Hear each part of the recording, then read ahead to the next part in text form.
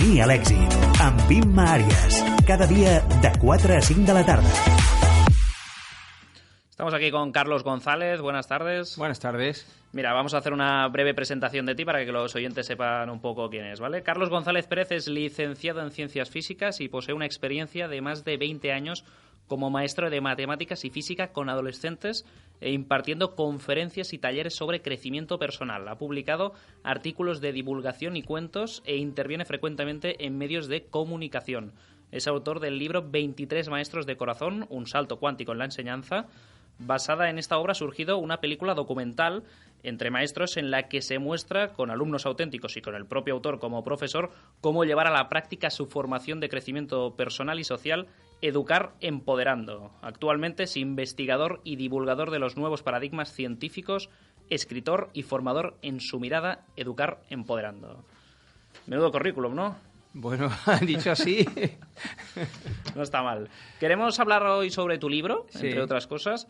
El libro que se titula Encuentros con tu propia sabiduría. Uh-huh. ¿Qué hace diferente a este libro de los típicos de crecimiento personal que podemos encontrar en el mercado? Bueno, primero que este crecimiento personal y social. Normalmente solo fíjate el título ya, crecimiento personal y se separa, ¿no? O sea, claro, intentar resolver ese hueco por esa parte.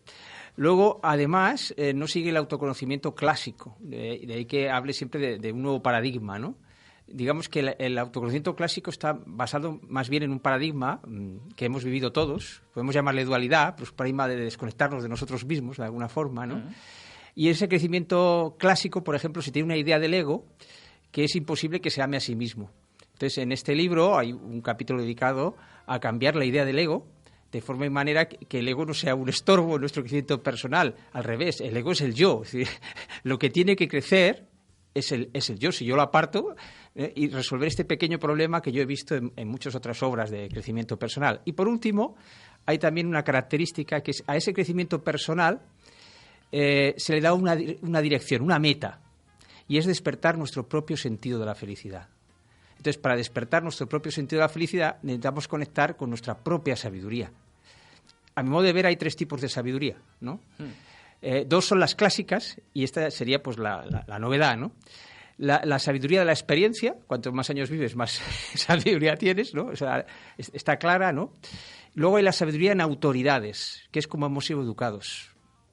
Cada uno, según el clan en los que creen unas determinadas autoridades.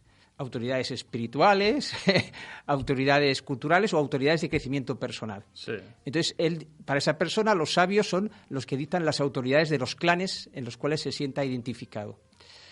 Claro, para mí es una sabiduría enlatada. Por eso muchos libros de esta sabiduría hablan de perlas de sabiduría. No hablan de semillas de sabiduría. Te dan la perla y se acabó. Claro, como si fuera una receta ya está única, acabado, ¿no? Sí. Pero curiosamente es así porque en el colegio hemos aprendido así. Te dan el conocimiento acabado siempre. Es curioso. Entonces, este libro rompe esta dinámica, podríamos decir, que es la visión de Educar Empoderando, sí, y lo que te da son semillas que germinan de forma diferente en cada persona. No perlas ya acabadas, ¿no? Esa sería un poco la idea. Claro, has hablado de crecer, de que en este libro hacéis crecer el propio yo. Yo te pregunto, ¿cómo lo hacéis? Es decir, ¿cómo se puede hacer crecer este propio ego, este propio yo? Muy fácil. El ego, digamos que es egoísta por la imagen que hemos creado de él. La culpa y sobre todo el no tener autoestima. Tal como el crecimiento personal clásico ha definido el ego, o las corrientes espirituales también, pues se ve como opuesto al ser. Pues claro, siempre por debajo del ser. Entonces, claro, tú imagínate un padre que educa a su hijo y le dice: yo soy mejor que tú, tengo más visión y soy más sabio y nunca me alcanzarás. ¿Qué tipo de educación tendría ese niño? Además, ese niño tendría que tener la misma naturaleza y esencia que el padre. Pues nos hemos educado en el crecimiento personal considerando que el ego es inferior al ser. Con lo cual, claro, es una esquizofrenia la que vive el ego. Entonces, lo que yo propongo es ver al ego, nuestro yo como seres humanos, como una parte del ser. Una parte del ser que ha olvidado quién es, precisamente para vivir desde la inocencia la experiencia de ser humano. Fíjate, ser humano lo dice todo. Ser humano, o sea, un ser jugando a humano. Entonces, la sabiduría de la que yo hablo, nuestra propia sabiduría, emana de ese ser, cuando el ego, que se ama a sí mismo, se conecta con el resto de su ser. Entonces te vienen ideas y cosas que no son fruto de tu experiencia ni tiene por qué haberlas dicho a alguien una autoridad. ¿Y de dónde vienen estas ideas? Ahí entra el misterio de la vida. Claro, hay mucho crecimiento personal que parece que ha terminado con el misterio de la vida. Y a mí me hace mucha gracia, ¿no? Pero, sí. Bueno, es algo indescifrable al fin y al cabo. Claro. Mira, a mí me gusta poner esta metáfora sobre el misterio de la vida. Imagínate que estamos en un escenario de teatro, ¿no? En un escenario de teatro, vale. Exactamente. Me lo imagino. Y hay un telón detrás y no sabes lo que hay detrás del telón. Sería el misterio de la vida. Entonces, imagínate un talibán, por decir una persona, un extremo de poco trabajada, ¿no? Un talibán ahí cerrado totalmente. Bien, entonces el escenario que tiene es nada, 1 metro de margen, no se puede mover. Por eso está siempre enfadado, claro. Está ahí atrapado, ¿no? Entonces, cuando tú experimentas un crecimiento personal, vas aumentando el tamaño del escenario en el que puedes moverte. El ego tiene más libertad para moverse. Pero no acaba con el misterio que hay detrás del telón. Esa para mí sería la metáfora del crecimiento personal. Nunca acaba con el misterio del telón. Claro. Y ese misterio le sustenta en esa obra que está relacionada. Porque tú no eliges al nacer, desde el ego, tú no eliges en qué familia ni qué cultura vas a nacer. Ya. Y a mí eso da lugar a lo que yo llamo la risa existencial. 2 personas se pelean porque son de culturas diferentes o ideologías diferentes y ninguna ha elegido dónde nacer. Eso me provoca lo que llamo la risa existencial. La risa existencial. Claro, es decir, pero bueno, ¿por qué nos estamos peleando si hay un misterio que nos une a los dos, ¿no? Uh-huh. Te quiero comentar varias palabras que he leído en el libro, varios conceptos que me gustaría que explicaras un poco mejor, ¿vale? Para que los oyentes sepan un poco qué son antes de comprar el libro.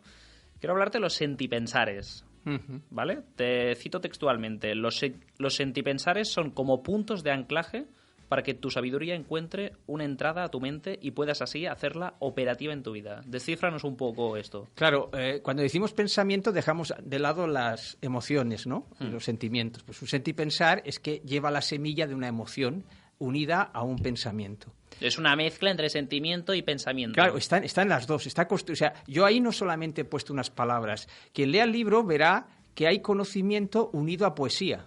Eso es el sentipensar. Hay una belleza en la forma que realza y da armonía al fondo, podríamos decir. No se separa el sentimiento del conocimiento, como se ha hecho en el colegio. Y luego lo de la mente, claro, lo que nos impide desembarcar esa sabiduría es que nuestra mente no ha sido educada para creer que tiene una sabiduría interior. Entonces, para que el ego se ame a sí mismo, para que haya autoestima, si no hay autoestima no vas a creer que tienes una sabiduría interior. Claro, está clarísimo, ¿no? Eso está claro. Entonces, si queremos amar a algo, nos han enseñado a imponer el amor, si te das cuenta. Debes amar esto, tal, etcétera. Debes amarte, debes tener autoestima, ¿no? Sentido del deber ahí. Claro, es que nos han inculcado muchas cosas. Debes amar, debes tener pareja, debes tener hijos. Siempre hay un sentido del deber de los clanes, incluso el de crecimiento personal, ¿no? Entonces hay una forma muy sencilla de amar sin que sea una obligación. Uno ama lo que siente que es bello. Es tan simple como esto. Entonces, cambiar la idea de nuestro ego, de nuestro yo, que es lo que en el libro se expresa, permite que el ego se ame a sí mismo, sin esfuerzo. Si ves su belleza, por eso hay un capítulo dedicado a la belleza. Si tú no ves la belleza en ti y en los demás, no te vas a amar, vas a creer que amas. Más conceptos que queremos comentar, que ya nos queda poquito tiempo. Dualilandia. Te cito otra vez textualmente. Herramientas para pasar de la dualidad a la a ver si lo digo bien. Dualilandia. Explícanos este concepto también para los oyentes. Sí, claro. Hemos sido educados en lo que llamo el sentido del deber y siempre te debes a unos clanes. Por eso lo que más miedo te da es que te llamen traidor. Fíjate a tu alrededor. Cuando te llaman traidor un clan. Es una palabra muy común. Es decir, quien no está de acuerdo contigo, mucha gente dice traidor. Sí. Y cuando está en efervescencia los conflictos, gana. Porque, claro, no nos enfrentamos las personas, se enfrentan los clanes. El día que entendamos esto, entonces naces como súbdito de los clanes. ¿Y cuáles serían para ti los clanes, estos clanes que vas mencionando todo el rato? A los que has cedido tu identidad, porque en realidad no sabes cuál es tu identidad. Pero ponme un ejemplo de clan. Primero el clan familiar, ¿vale? El clan cultural, el clan de las religioso. Amistades, ¿sería otro? También. Vale. Los fuertes serían esto, el familiar, el cultural, el ideológico, el religioso, e incluso el del conocimiento. Crees un conocimiento y desechas otro. Entonces tú le cedes, el problema es que tú le cedes tu identidad. No hay guerras de religión, son guerras de identidades. O sea, no se ha hecho el diagnóstico bien, por eso no se termina de resolver los conflictos, pero como no sabes quién eres, has cedido tu identidad a un clan. Entonces la idea es que esos clanes te manejan por el sentido del deber. y la culpa, si lo incumples. Entonces, ¿cómo vences la culpa? Pues muy sencillo, no cayendo en lo que llamo yo el laberinto de la dualidad. Que uno empieza a hacer un trabajo personal y se siente culpable porque sigue juzgando. Así no te vas a librar de la culpa. Claro. Es un laberinto. La única forma de librarse de la culpa es no culpabilizarla, es vivirla como un juego. Entonces, difícil a veces vivirla como un juego. No, claro, ahí el libro tiene su extensión, ¿no? Ahí lo explica el libro. Claro, entonces Dualilandia es vivir el paradigma en que hemos sido educados, que podemos llamar dualidad, ¿no? De separación de nosotros mismos, vivirlo como un juego. Entonces, cuando dejes de criticar a la crítica, te liberarás de la crítica, no antes. Claro. Rápidamente, ¿dónde se puede encontrar este libro? ¿Dónde se puede comprar? Y si tienes pensado sacar algún otro libro, ahora entiendo que no, porque acabas de publicar pero si tienes algún proyecto en mente. Bueno, el libro es de editorial Desclés y por sí, internet... que no lo he dicho, estaba aquí, sí. Editorial Desclés. Sí, sí. Bueno, una editorial francesa. No, es española. Pues lo que pasa es que es de origen belga. Tiene aquí un acento en la E. Sí, porque es de origen belga. Vale, es belga, ok. De unos exiliados de la guerra civil, curiosamente, fueron allí, la crearon y luego volvieron aquí. Claro. Están en el País Vasco, ¿no? Entonces, en las grandes librerías empieza a llegar, depende, porque tiene un ritmo de llegada, ¿no? Sí. Y en Internet pues podéis encontrar muchos sitios, incluso la misma editorial lo vende por correo, o sea que no hay problema, o en Amazon o lo que sea, cualquiera, eso no existe problema hoy en día. Carlos González, muchas gracias por habernos atendido aquí en Cultura FM, en Camí al Èxit, y volvemos en unos minutos. Gracias a vosotros.